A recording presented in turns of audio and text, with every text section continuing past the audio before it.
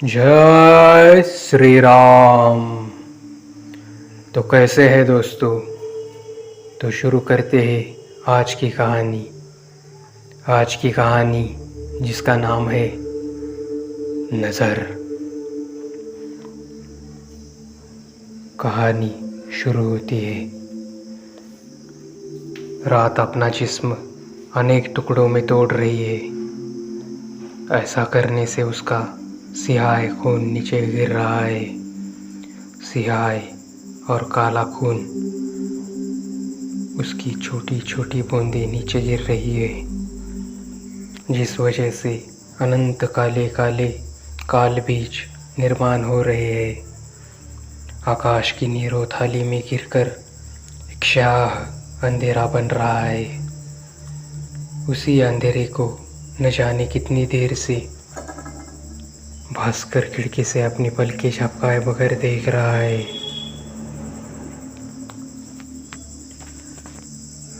उस घर में उसके अलावा कोई भी नहीं है।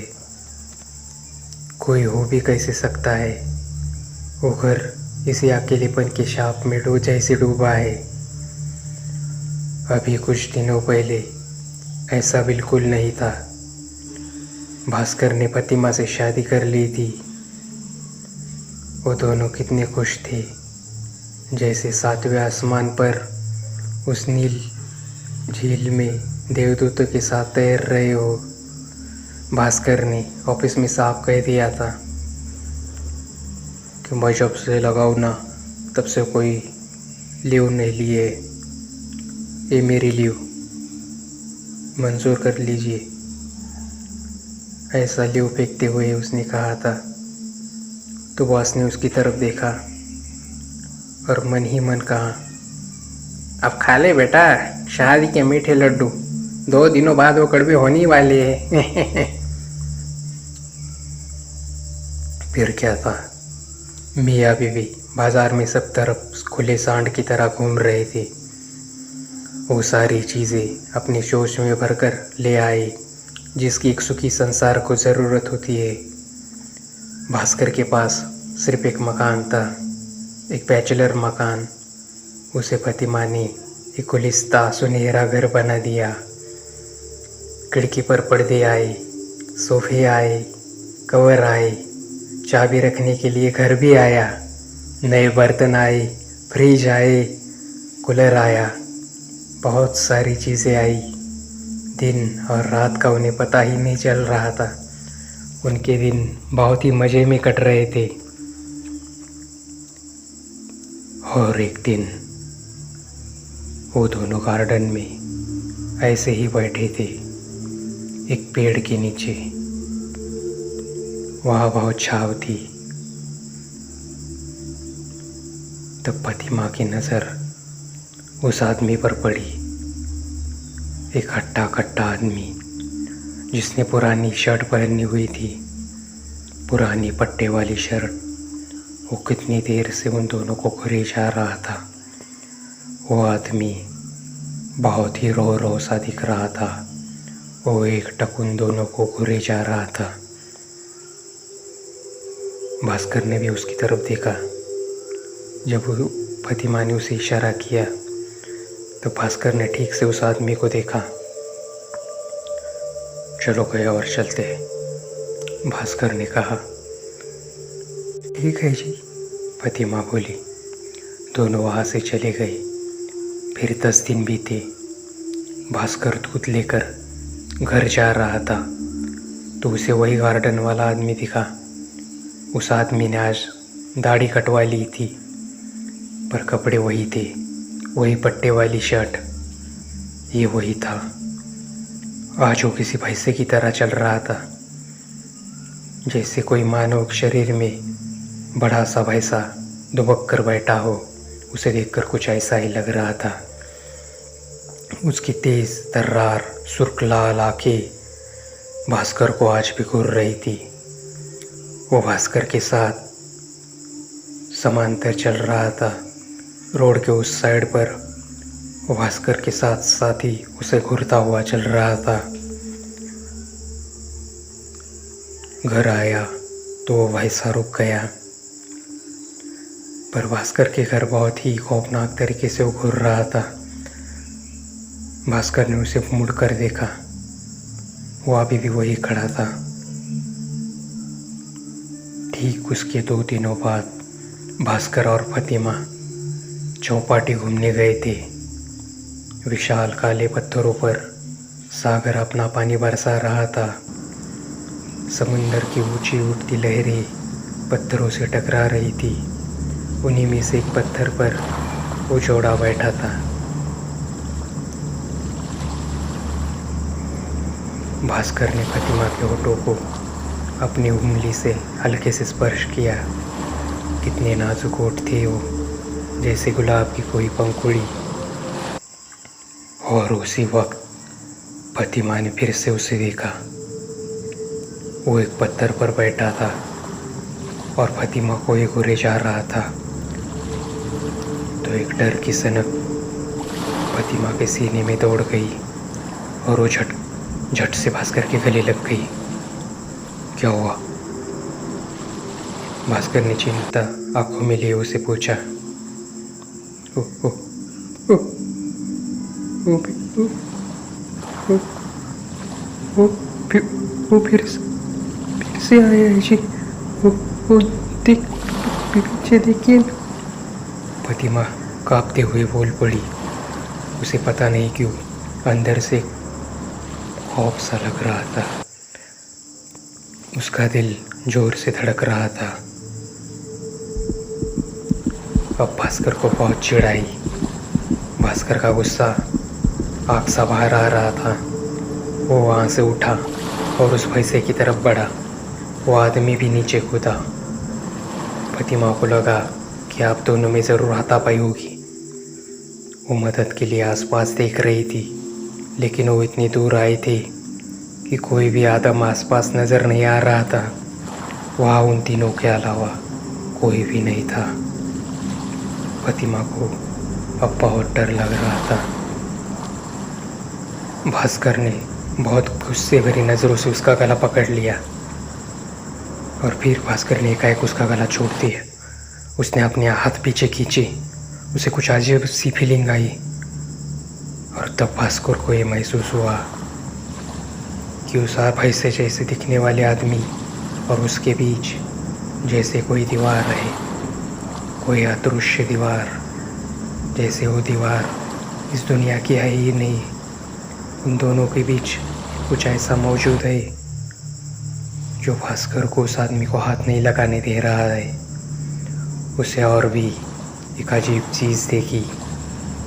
उस आदमी की चमड़ी बहुत ही पुराने ज़माने की लग रही थी। उसने अपने हाथ नीचे किए। उसे फतिमा का ख्याल आया। वो फतिमा की तरफ गया और उसे लेकर वहाँ से चलता बना। उनके सुखी संसार को ज़रूर किसी की नज़र लग गई थी। कुछ दिन बीत गए। वो आदमी दोनों को भी कहीं नज़र नहीं आया। दोनों ने राहत की सांस ली। वे दोनों खुश थे कि चलो एक बला टल गई। आज भास्कर की छुट्टी थी और उसकी छुट्टी का आखिरी दिन था। न जाने कब से बेड पर फतिमा के साथ वो पड़ा हुआ था। उसे प्यास लग रही थी। उसका गला बहुत सूख रहा था। तो पानी पीने के लिए भास्कर अपनी जगह से उठ गया और चलता हुआ खिड़की के पास रखा मग उसने उठा लिया। वो खिड़की के पास खड़ा रहा। पानी की बूंदें पीते हुए उसे एक अजीब सी ठंडक महसूस हो रही थी। और तभी उसकी नज़र खिड़की पर पड़ी। दूसरे क्षण वो चौंक पड़ा। खिड़की में वही आदमी था। बेड पर पड़ी फतिमा को घूरे जा रहा था। भास्कर के हाथों से पानी का मग नीचे गिर गया। क्या हुआ है जी? फतिमा ने पूछा। वो यही देख रहा है। फतिमा उसके पास आई, उसको अपनी बाहों में भरा। कुछ नहीं जी, कुछ नहीं, कोई नहीं यहाँ पे। पर जैसे ही उसने खिड़की में देखा, वहाँ पर कोई नहीं था। ओ खिड़की, ऐसा बोलते हुए भास्कर चुप हो गया। रात का वक्त था, करीब 8 बज रहे होंगे। भास्कर का घर थोड़ा सा शहर से दूर था, थोड़ी बहुत निर्जनता भास्कर के घर के पास घूमती रहती थी। घर में फतिमा मटन बना रही थी। मटन जिसकी खुशबू चारों ओर हवा में बह रही थी। भास्कर बाहर की खोली में बैठा इंतज़ार कर रहा था, जहाँ पर वो बैठा था, जहाँ से किचन भी साफ दिखता है, और उस खोली की खिड़की भी, जहाँ सुबह वो जानवर सा आदमी नज़र आया था। उस खिड़की को देखते हुए भास्कर कुछ सोच रहा था। तभी उस खिड़की में कुछ कुड़कुड़ सी आवाज़ हुई। भास्कर ने देखा, देखते ही उसकी आंखें खौफ से बड़ी हो गई। खिड़की की सलाखों से आर पार होता हुआ वो हट्टा कट्टा आदमी किचन की तरफ अपनी लाल आंखें लिए और नाक से सूंघता हुआ बढ़ रहा था। वो बहुत सूंघे जा रहा था, और अब उसका आधा शरीर किसी भैंसे जैसा हो गया था। कमर के नीचे भैंसे जैसे पाँव दिख रहे थे, और उस आदमी को एक लंबी चौड़ी पूंछ भी आ गई थी। वो जल्दी से फतिमा के करीब गया। फतिमा उसे देखकर चौंक पड़ी। फतिमा का हाथ कसकर उसने पकड़ लिया और घसीटता हुआ उसे भास्कर के सामने से उस खिड़की की तरफ लेकर गया। भास्कर सुन्न सा एक जगह पर ही खड़ा रहा, जैसे वो भूत बनकर सब देखे जा रहा था। उसके दिल में एक अजीब सा एहसास हुआ, कुछ अजीब सी हलचल जो उसे अपनी जगह से हिलने नहीं दे रही थी। वो ज़रा भी हिल डुल नहीं पा रहा था, जैसे एक जगह वो फ्रीज हो गया था। फतिमा जोर से चिल्ला रही थी। वो आदमी उसे लेकर उस खिड़की के पास गया जहाँ से वो अंदर आया था। ठीक वहीं से फतिमा को लेकर बाहर गया। थोड़ी देर में भास्कर आज़ाद हो गया, मानो किसी ने उसे पकड़ा हुआ था, अब छोड़ दिया हो।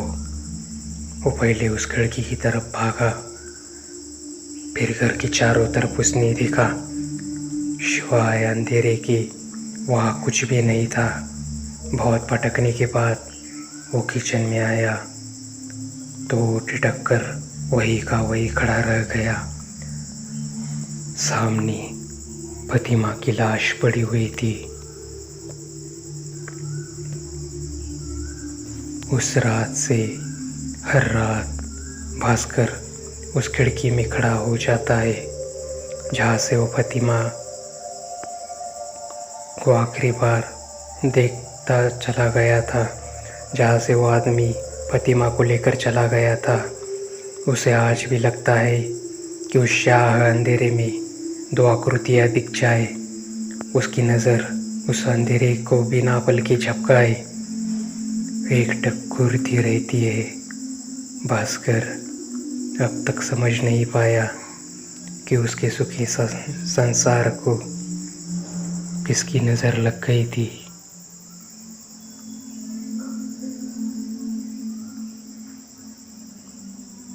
तो उम्मीद करता हूँ आपको ये कहानी पसंद आ गई होगी।